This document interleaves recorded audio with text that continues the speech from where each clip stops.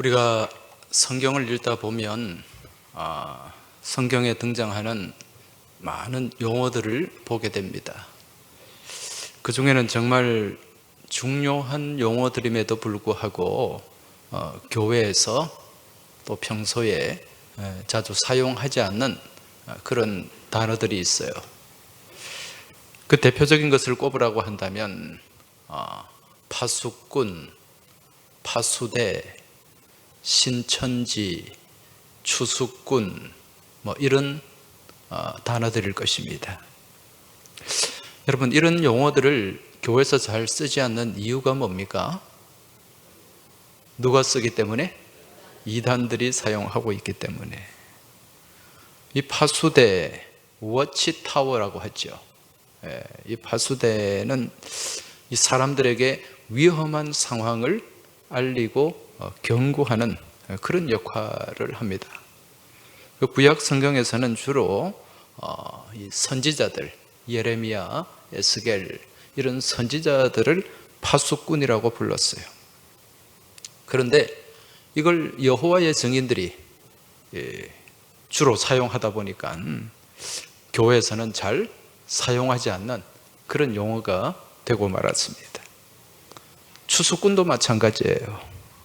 이 추수꾼은 마지막 때에 하나님의 명령을 받들어서 알곡과 가라지를 구별하는 천사들을 말하는데, 이걸 누가 사용하고 있습니까? 신천지가 쓰고 있잖아요. 이것도 부정적인 이미지로 각인되고 말았어요. 교회에 추수꾼이 왔다 그러면 신천지가 들어온 거거든요. 신천지란 말도 마찬가지예요. 신천, 신지, 새 하늘과 새 땅이잖아요. 우리가 바라고 소망하는 그 땅, 그곳이 신천지입니다. 근데 이걸 이단들이 쓰므로 완전히 부정적인 단어가 되고 말았다는 거죠. 제가 오늘 이 말씀을 드리는 이유는 오늘 읽은 본문 말씀에도 또 비슷한 단어가 등장하는데, 그것은 오늘 11절에 나오는 이 베레아라고 하는 단어입니다. 베레아는 어떤 지역을 얘기하는 거죠. 이 베레아에 사는 사람들, 이 베레아라고 하는 지역은 아주 모범적인 신앙인들이 살았어요. 그럼에도 불구하고 이 베레아라고 하는 단어를 누가 씀으로 인해서? 이단이 씀으로 인해서. 이 서울의 성락교회라고 있는데 김기동이라는 사람이에요. 이 김기동 이 이단이 이 베레아 귀신론을 주창을 했거든요. 그러면서 90년대 한국교회에 굉장한 무리를 일으켰습니다. 그러니까 이 베레아가 그만 부정적인 이미지로 각인되고 말았다는 것입니다. 그런데 이 베레아, 실제로 성경에 나오는 베레아는 어떻습니까? 아주 고결하면서도 건강한 신앙을 갖고 있는 사람들이었어요. 오늘 11절을 다시 보시면 베레아에 있는 사람들은 데살로니가에 있는 사람들보다 더 너그러워서 간절한 마음으로 말씀을 받고 이것이 그러한가 하여 날마다 성경을 상고함으로. 이런 땅이, 이런 지역이 베레아였고 베레아에 있는 사람들이었습니다. 오늘 읽은 이 사도행전 17장의 말씀을 좀 그 배경을 좀 말씀을 드리면은요, 지금 사도 바울은 이 소아시아, 터키 지역의 선교를 쭉 해왔어요. 이제 이 터키 소아시아 지역의 선교를 이제 마치고 이제 그 다음 선교지를 비두니아라고 하는 이 터키 땅이긴 한데, 지금까지 터키 남부 지역을 선교했다면 이제 북쪽으로 올라가서 흑해에 있는, 흑해 남쪽에 있는 그 지역이 비두니아거든요. 그쪽으로 이렇게 돌아서 이렇게 가려고 했어요. 그래서 그곳으로 가려고 마음을 먹고 이제 이 드로아라고 하는 곳에 도착을 하게 됩니다. 드로아는 이 소아시아 지역의 마지막 끝에 있는 땅인데, 이제 거기서 비두니아로 가려고 하는데 그날 밤에 바울이 환상을 보게 됩니다. 환상을 보는데 그 환상 가운데 누가 나타나는가? 마게도니아 사람들이 나타났어요. 이 마게도니아는 이 아시아 건너편, 그곳이 그리스 땅입니다. 그러니까 거기는 아시아가 아니고 유럽 쪽이죠, 그죠? 유럽에 있는 사람들이 나와서 막 소리를 치는 거예요. 건너와서 우리를 도와달라. 건너와서 우리를 도와달라. 그 환상을 보고 바울이 자기가 가고자 했던 그 방향을 완전히 바꾸게 됩니다. 방향을 선회해서 이제 유럽으로 가게 돼요. 그래서 이 바다 건너 유럽으로 가서 처음 도착한 곳이 빌립보라고 하는 곳입니다.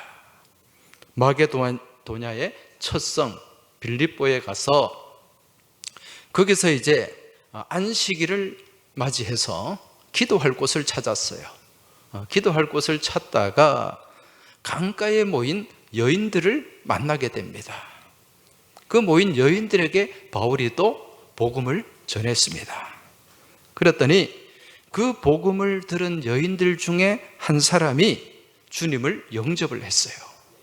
영접하고 그 집이 다 세례를 받고 그리고 그 자기 집을 예배 처소로 내어주게 됩니다.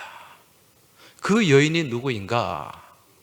빌립보에서 복음을 영접한 루디아라고 하는 여성입니다. 여러분, 이 루디아는 직업을 갖고 있는 여성이었죠. 무슨 직업이었습니까? 자주장사라 그랬어요. 자주장사가 무엇인가? 자주색 옷감을 파는 사람이에요. 당시에 자주색 옷감은 아무나 입을 수 있는 옷이 아니었습니다. 귀족층, 고위층, 왕족들 이런 사람들이 자주색 옷을 입을 수가 있었기 때문에 아주 고관 대작들을 대상으로 사업을 하는 여성 사업가가 루디아였다는 거죠. 그래서 이 루디아가 복음을 영접하고 자기 집을 예배 처소로 내어주었는데 그곳이 무슨 교회가 되었다? 빌립보 교회가 되었다는 것입니다. 그 후에 바울이 또 이제 기도하는 곳으로 가다가 귀신에 사로잡혀서 점을 치는 여인 하나를 만나게 됩니다. 이 귀신에 사로잡혀 가지고요, 있으면은 이 여인이 아주 신통방통한 그런 어떤 능력을 발휘할 때가 있어요. 여러분, 귀신도 능력이 있습니까? 없습니까? 있습니다. 그래서 이 여자가 귀신에 사로잡혀 가지고 점을 치는데 이 여인을 고용한 사람이 있었어요. 그래서 누군가에게 고용이 되어 가지고 점을 치고 뒤에서 제주는 곰이 넘고 돈은 뗏놈이 지금 벌고 있는 거예요. 그런데 이 귀신 들린 여자가, 점을 치는 여자가 사도 바울 일행을 보더니 뭐라고 얘기하는가? 이 사람들은 지극히 높은 하나님의 종으로서 구원의 길을 너희에게 전하는 자라, 이렇게 외치는 거예요. 여러분, 놀랍지 않습니까? 아니, 귀신 들린 여자가 사도 바울을 보고 뭐라고 얘기합니까? 이 사람들, 사도 바울 이 일행 이 사람들은 지극히 높은 하나님의 종이다. 구원의 길을 너희에게 전하고 있다. 그렇게 몇 날 며칠을 막 외치는 거예요. 여러분, 지금 귀신이 뭐 하고 있습니까? 전도하고 있잖아요. 여러분, 귀신도 은혜 받으면 전도하는 줄 믿으시기 바랍니다. 실제로 우리 교회에 나오시는 분 한 분이요, 어릴 때 참 이 병원에서 안 되는, 치료가 안 되는 그런 몸에 지병이 있어가지고 그 무당한테 구슬했대요. 그래서 바닷가에 나가서 그 당시에 굉장히 비싼 그런 굿을 했어요. 그렇게 비싼 굿을 몇 날 며칠 해도 이게 안 낫는 거라. 병이 안 나아요. 그래서 그 용하다고 하는 그 무당인데 자기가 아무리 용을 써도 안 되니까 자기도 막 엄청난 몇 시간을, 아마 7시간, 8시간을 굿을 하더래요. 그러니까 자기가 정신이 몽롱해지더랍니다. 그래도 병이 안 나으니까 안 되겠다. 니는 교회로 가야 되겠다. 그 무당에 전도해줘가지고 교회에 나왔대요. 여러분, 그런 일이 있습니다. 여러분, 귀신 들린 여자도 전도하고 무당도 전도하는데 예수 믿는 우리가 전도 안 하면 되겠습니까? 예. 옆에 계신 분들에게 좀 말씀해 주시기 바랍니다. 가만히 보니 귀신도 전도하네요. 좀 얘기하라니까. 가만히 보니 귀신도 전도하네요. 우리는 어떻게 해야 할까요? 답은 여러분이 건져가시기 바랍니다. 올가을에 전도합시다. 입술로만 하는 게 아니라 몸으로 전도해야 돼요. 그런데 이 귀신 들린 여자가 막 이런 소리를 외치는데 몇 날 며칠 소리를 질러대니까 이게 은혜가 안 돼. 그래서 바울이 너무 힘들어가지고 하나님의 이름으로 선포를 하게 됩니다. 귀신에게 선포를 했어요. 사도행전 16장 18절에 보면 예수 그리스도의 이름으로 내가 내게 명하노니 그에게서 나오라, 그에게서 떠나가라, 이렇게 강력하게 주님의 이름으로 선포를 했어요. 그랬더니 그 귀신이 그 여자 몸에서 뛰쳐나왔습니다. 축출이 된 거예요. 여러분, 예수 이름으로 선포하면 귀신이 물러가게 되는 줄 믿으시기 바랍니다. 내게는 능력이 없지만 누구에게는, 우리 주님에게는, 우리 주님의 이름에는 권세가 있고 능력이 있는 줄 믿으시기 바랍니다. 여러분, 여러분의 질병을 두고 예수 이름으로 선포하시기 바랍니다. 여러분이 힘들게 하는 악한 세력들이 내 마음을 지배할 때 주님의 이름으로 선포하시기 바랍니다. 그럼 떠나가게 될 줄 믿습니다. 자, 이 여인에 붙어있던 귀신이 도망을 갔어요. 그 다음부터 점이 될까요, 안 될까요? 안 돼요. 그 주인이 이제 돈벌이가 안 되는 거예요. 돈벌이가 안 되니까 열받죠. 이게 보니까 어디서 온 죄송합니다, 잡것들이 내 지금 돈벌이 하는 저 여자를 완전히 망쳐놓은 거예요. 그래서 열받아가지고 관리들에게 고발을 했어요. 어디서 온 알 수 없는 저 사람들이 아주 요상한 사수를 전하면서 마을을 심히 요란하게 한다, 그러면서 그런 죄목으로 고발을 했고, 그로 인해서 바울과 실라가 어디로 가게 됩니까? 감옥으로 가게 된 거예요. 감옥에 갇히게 된 거예요. 그 빌립보 감옥에 갇히게 된 거지. 그 감옥에 갇힌 바울과 누굽니까? 실라. 바울과 실라가 그 밤중에 그 감옥에서 뭘 했습니까? 하나님을 찬양했어요. 기도하고 찬양하고 막 부흥 집회를 한 거예요. 그랬더니 그 밤중에 무슨 일이 일어납니까? 옥문이 막, 감옥이 흔들리고 막 그러더니 옥문이 열렸어요. 그리고 그들을 묶고 있던 착고, 이 발을 칵 묶고 있던 그 착고가 다 풀리고, 그러니까 간수가 깜짝 놀랐죠. 근데 바울과 실라가 거기서 도망가지 않았어요. 관수는 큰일 났다 그래서 막 자살을 하려고 하는데 바울이 말려가지고, 그리고 그 바울이 거기서 뭘 했습니까? 주 예수를 믿으라, 그리하면 너와 내 집이 구원을 얻으리니. 할렐루야. 그 상황에서도 전도한 거예요. 이런 일이 있고 난 뒤에 이제 그 빌립보 관리들이 놀라가지고 안 되겠다 싶어서 바울과 실라를 풀어줬어요. 알고 봤더니 또 이 사람들이, 바울이 뭘 갖고 있습니까? 로마 시민권도 갖고 있는 거예요. 큰일 날 뻔한 거예요. 그래서 바울은 그 빌립보를 떠나가지고 어디로 갔는가? 데살로니가라는 지역으로 갑니다. 데살로니가는 이 마게도냐, 지금 그리스 땅, 그곳에 마게도냐의 주도, 중심이 되는 도시예요. 거기에 도착한 바울과 실라가 3주 동안 복음을 증거하게 됩니다. 하나님의 말씀을 강론했어요. 그 말씀을 들은 헬라 사람들과 귀부인들이 많은 은혜를 받았습니다.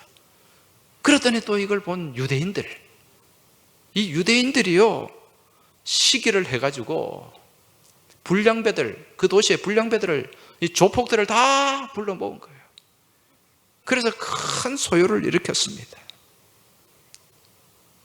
문제를 일으켰다는 거예요.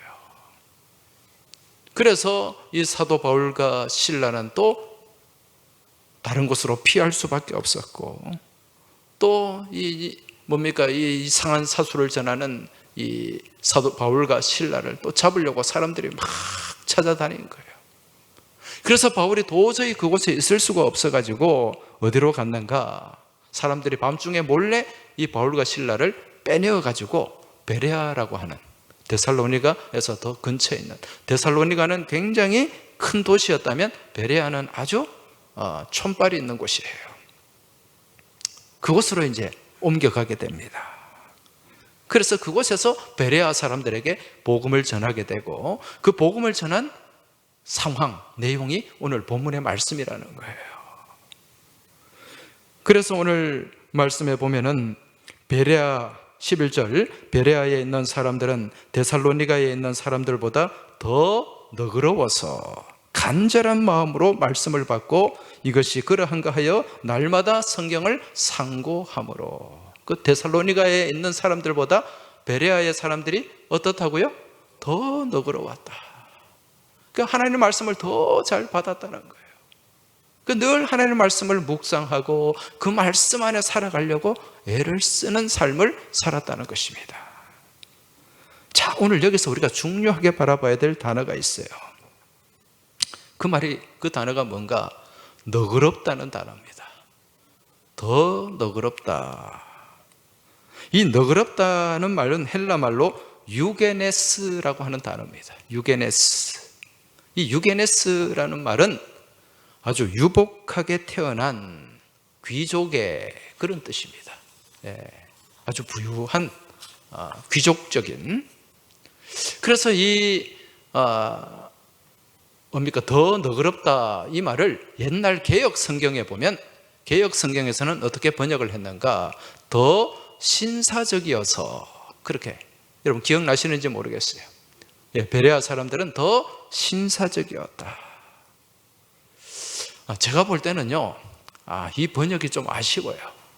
옛날 개역 성경의 번역이 더 정확한 번역인 것 같아요. 왜냐하면 이 헬라 말 유게네스라는 말을 영어 성경에서 보면 노블이라고 나와 있거든요. 노블. 이 노블이라는 단어는 신사에 더 가까운 거예요. 귀족적이라는 거예요. 귀족이라는 노블리티. 그래서 제가 이 번역을, 옛날 번역을 참고해서 오늘 말씀의 제목을 신사적인 교회 그렇게 정했는데, 여러분 이 신사라는 말이 무슨 뜻입니까? 신사. 한자를 한번 보여주시겠어요? 저게 신사입니다. 저 신자가 무슨 신자죠? 저게 벼슬 아치 신자예요. 그리고 다르게는 큰 띠 신, 큰 띠 신. 사자는 선비사. 그 무슨 뜻입니까? 큰 띠를 두른 선비. 옛날에 큰 띠를 둘렀다는 것은 뭘 하는 사람이다? 벼슬을 하는 사람이다. 그 조선시대로 친다면 뭐라고 얘기할 수 있어요? 양반이라고 얘기할 수 있는 양반. 아울러서 이 신사라는 말을 국어사전에서 보니까요, 사람 됨됨이나 몸가짐이 점잖고 교양이 있으며 예의 바른 남자, 그렇게 표현을 합니다. 아주 점잖하고 교양이 있고 예의가 바른 사람. 여러분 이런 사람을 영어로 뭐라 그럽니까? 젠틀맨이라고 그러죠. 젠틀맨. 이 젠틀맨이라는 영어는요, 영어의 젠틀이라는 말에서 나와 있어요. 젠틀이. 이 젠틀이가 무엇인가? 이 말은 가문이 좋다는 뜻이에요. 가문이 좋다. 15세기 영국의 귀족 가문, 상류층 가문을 뭐라고 얘기했는가? 젠틀이라고 그랬어요. 그러니까 이 젠틀에 속한 사람을 뭐라고? 젠틀맨. 이 신사라는 뜻이에요. 여러분 영국 그러면 무슨 나라로 각인이 되어 있습니까? 신사의 나라. 중정모를 쓰고 멋진 이 개미허리 양복을 입고 손에는 무엇을 들고? 우산을 든 사람. 깨끗한 구두를 신고. 이 젠틀맨, 젠트리의 모델입니다. 근데 여러분 영국이 처음부터 이렇게 신사의 나라, 이 젠틀맨의 나라였을까요? 그렇진 않죠.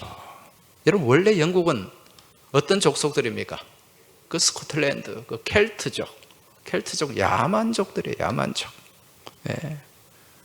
이들에게 언제 복음이 들어갔는가? 주후 6세기경에 기독교 복음이 들어갔어요. 복음이 들어가면서 이 켈트 야만족들이 어떻게 됩니까? 변화가 된 거예요. 변화가. 개화가 된 거예요. 민족의 체질 변화가 일어났단 말입니다.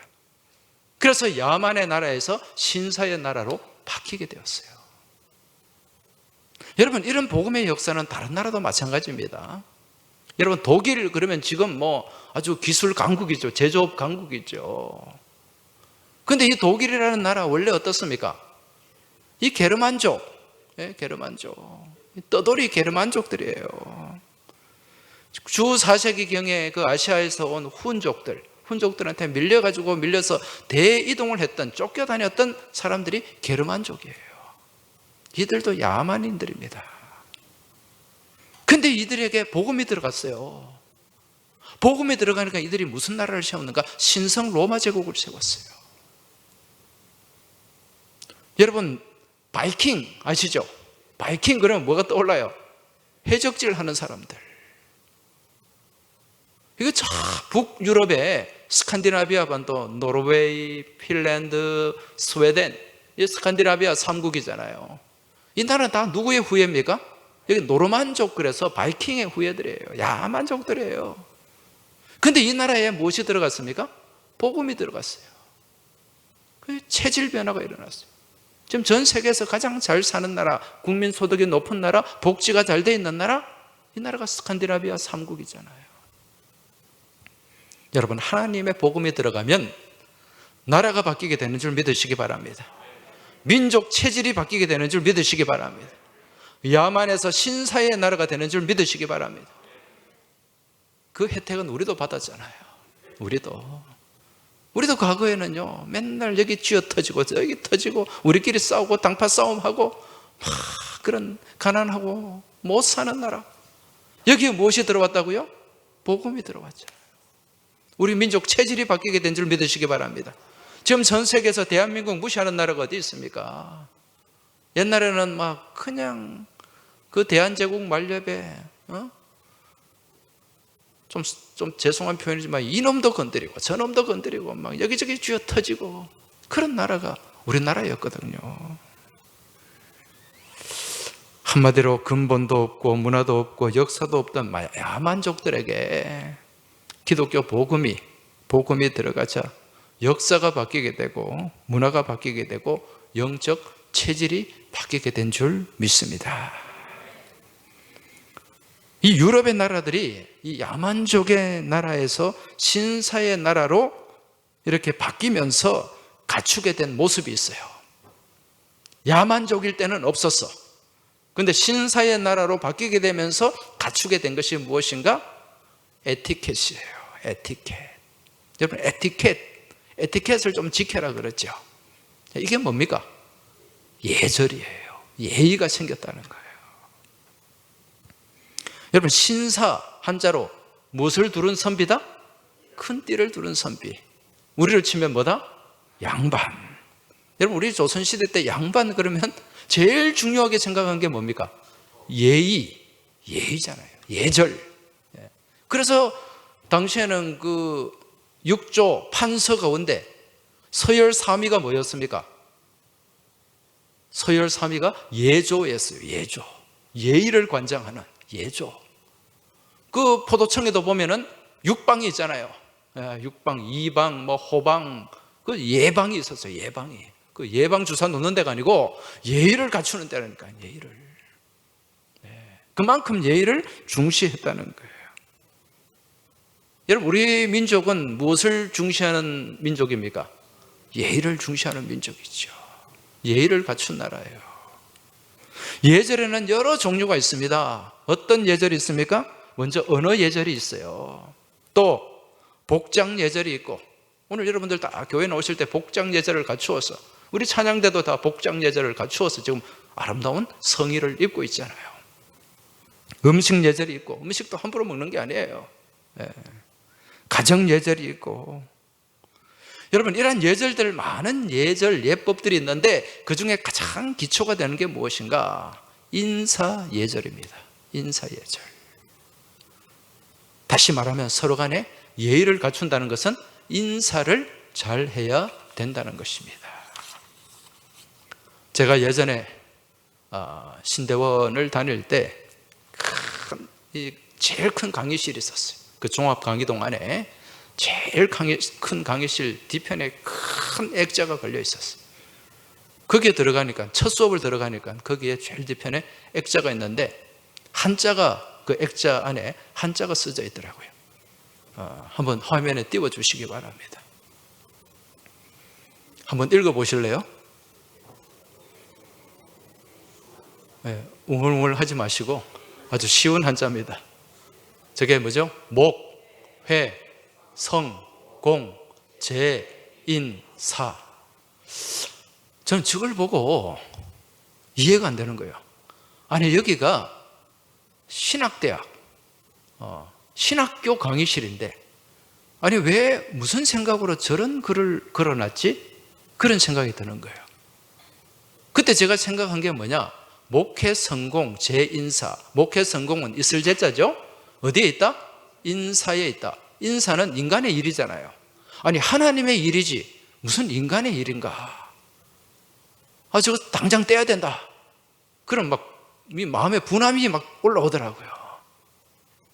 그런데 그 뒤에 한번 잘 생각해 봤더니, 저 인사가 그 인간의 일, 인간이 가장 기본적으로 해야 될 일이구나. 그게 뭡니까, 여러분? 인사하는 거예요. 인사. 그러니까 저 말의 뜻은 뭡니까? 목회를 잘 하려면, 목회 사역을 잘 감당하려면 겸손하게 뭘 잘하는 사람? 인사 잘하는 사람. 그런 의미가 저기에 담겨 있는 거예요. 다시 말씀드리면 기본 예의를 잘 갖추어야 된다. 여러분, 우리의 신앙의 삶도 마찬가지입니다. 여러분, 우리 신앙 또한 예를 잘 갖추어야 돼요. 예의를 잘 갖추어야 돼요. 우리 하나님 앞에 나올 때도 우리가 무엇을 갖추어서 나와야 됩니까?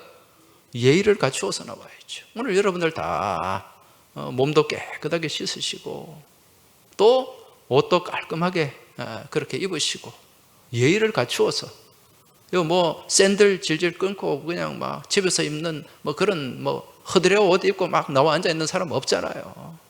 예의를 갖춘 거예요. 이처럼 하나님 앞에 우리가 예의를 갖추어서 내 마음과 정성을 다하여 드리는 시간이 무슨 시간이다? 예배 시간이다. 예배. 여러분, 예배라는 말의 뜻이 뭡니까? 예의를 갖추어서 절하는 거예요. 하나님 앞에. 헬라 말로 프로스키네오. 겸손하게 엎드린다는 거예요. 절한다는 거예요. 다시 말씀드리면, 여러분, 우리가 어른들한테 가장 예의 바른 인사가 어떤 절이죠? 큰 절하는 거죠. 제가 어릴 때는 친구 집에 가고 어른들이 찾아뵐 때는 그냥 안녕하세요 인사 그렇게 안 했습니다. 항상 저희 부친이 가면 큰 절을 해라. 친구 아버지 집에 찾아가도 반드시 아버지한테 먼저 인사드리고 큰 절로 인사드려라. 그래서 큰 절로 인사했어요. 우리가 하나님 앞에 큰 절로 우리가 하나님을 높여드리고, 다르게 말씀드리면 하나님 앞에 인사하는 게 예의라는 거예요. 예의. 이 예배라는 거예요. 예배. 여러분, 하나님은 이러한 예배를 기쁘게 받으시는 줄 믿으시기 바랍니다. 여러분, 사람들도 마찬가지죠.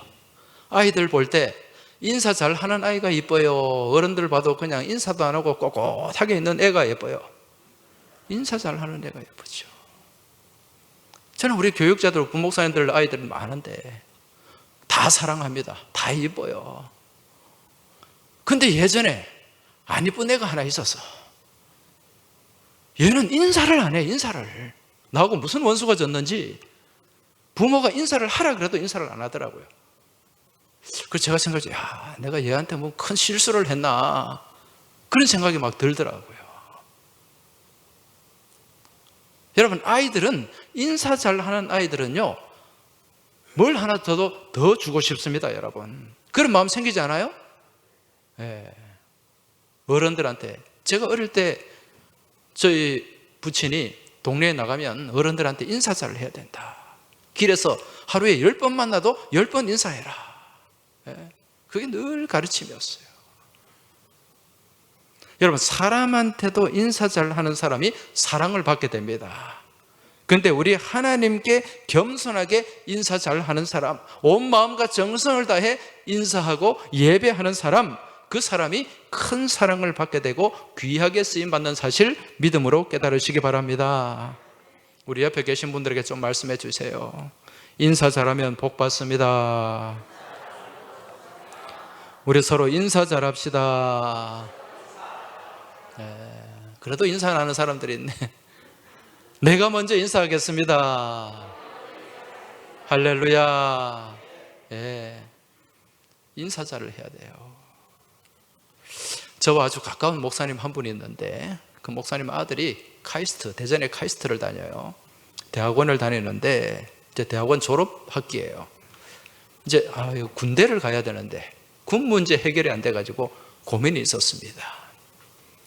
근데 어느 날 이 친구가 학교 캠퍼스에 자전거를 타고 가다가 맞은편에 보니까 교수님이 오고 계시는 거예요. 그 교수님은 자기를 잘 모르는 사람이에요.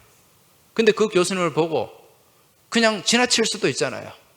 그렇잖아요, 그죠? 그래도 아무도 얘기를 안 합니다. 자전거 타고 휙 지나가도. 근데 교수님이 오시니까 거기서 자전거에서 내렸어요. 내려가지고 그 교수님한테 아주 배꼽 인사로, 교수님 안녕하세요. 교수님이 깜짝 놀란 거예요.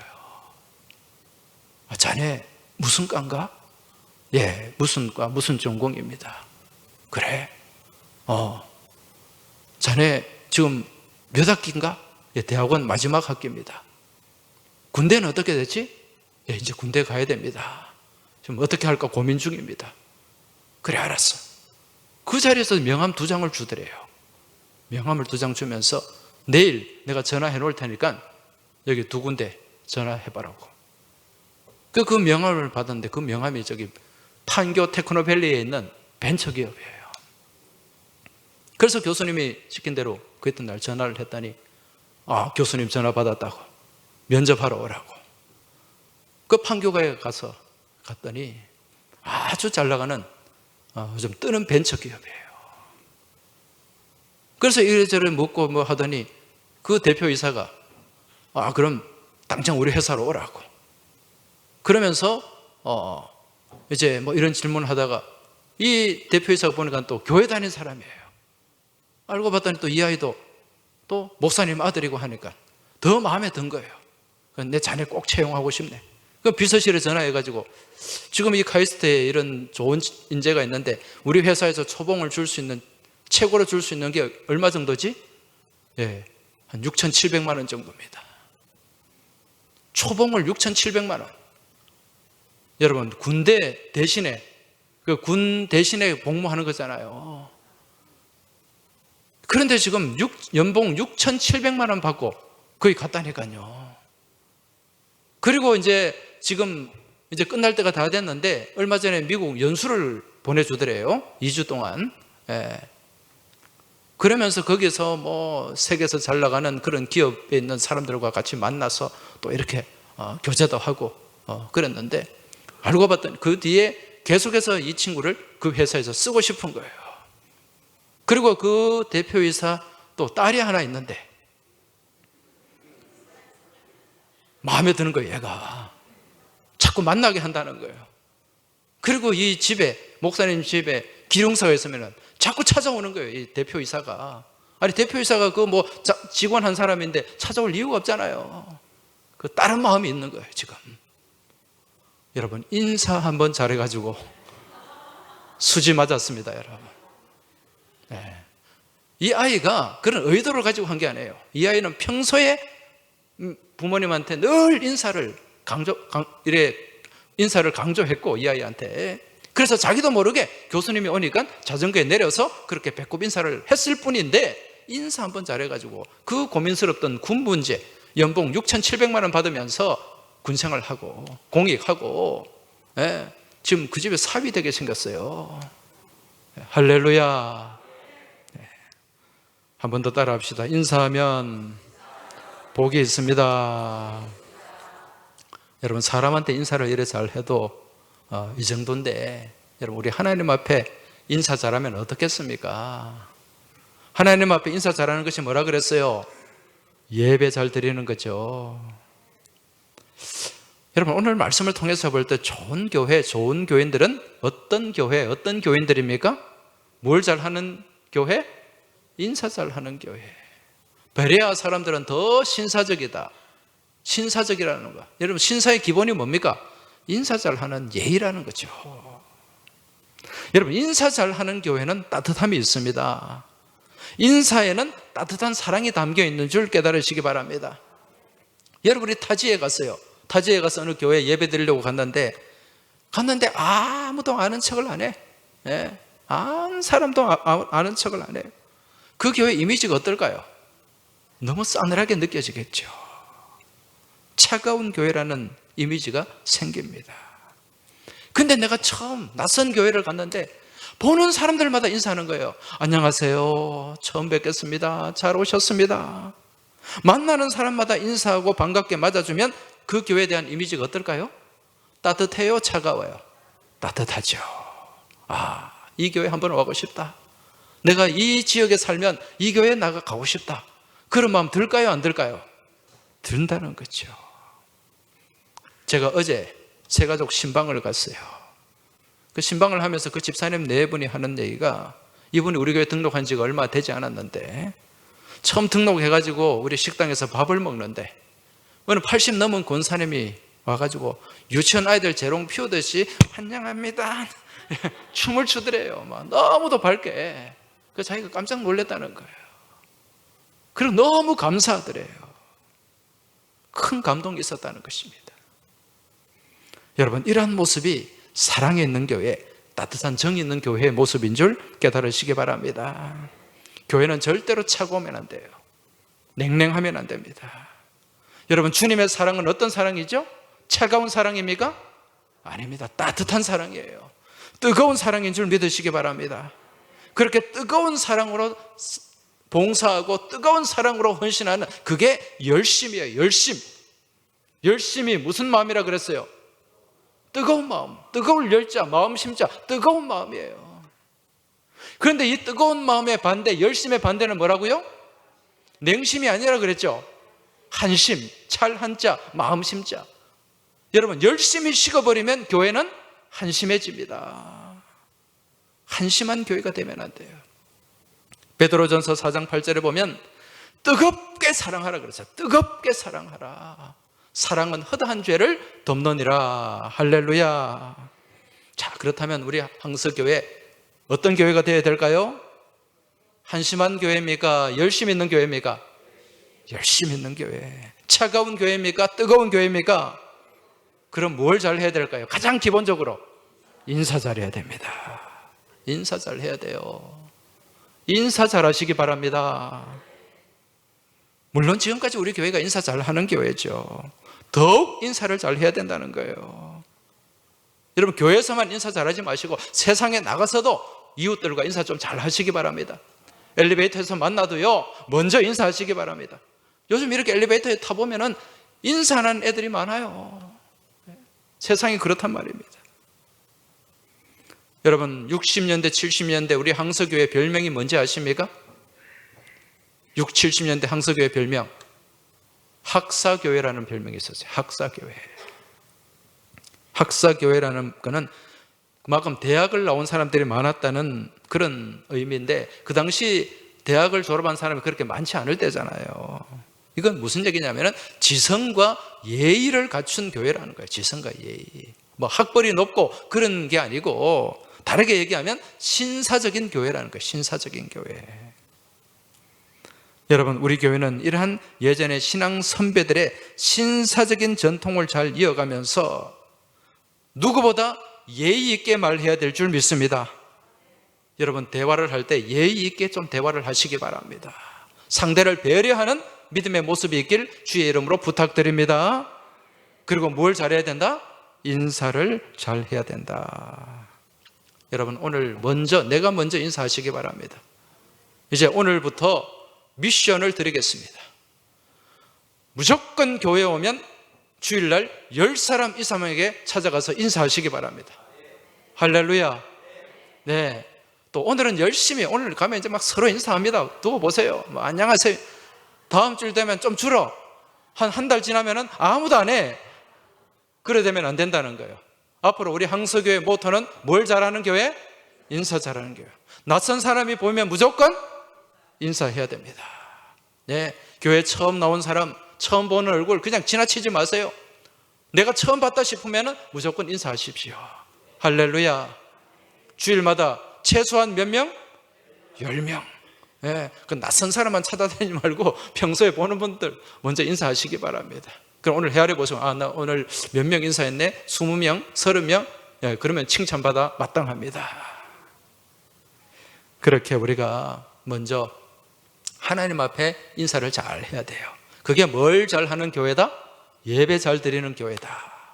그리고 사람들에게도 인사를 잘 해야 된다.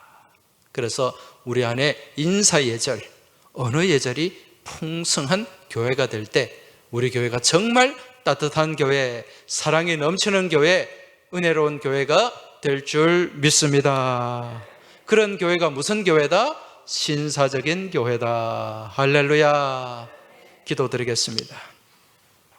하나님 아버지, 베레아 교회가 아주 신사적인 교회로서 사람들에게도 칭찬받고 하나님께 영광 돌리는 교회였사온데 오늘 우리 항서교회가 바로 그 교회가 되게 하여 주옵소서. 우리 신앙 선배들의 그 신사적인 전통을 우리가 잘 이어서 이 시대의 신사적인 교회, 하나님께 영광 돌리고 사람들에게 칭찬받는 복된 교회 되게 하여 주시옵소서. 우리 주님 예수 그리스도 이름으로 기도하옵나이다. 아멘.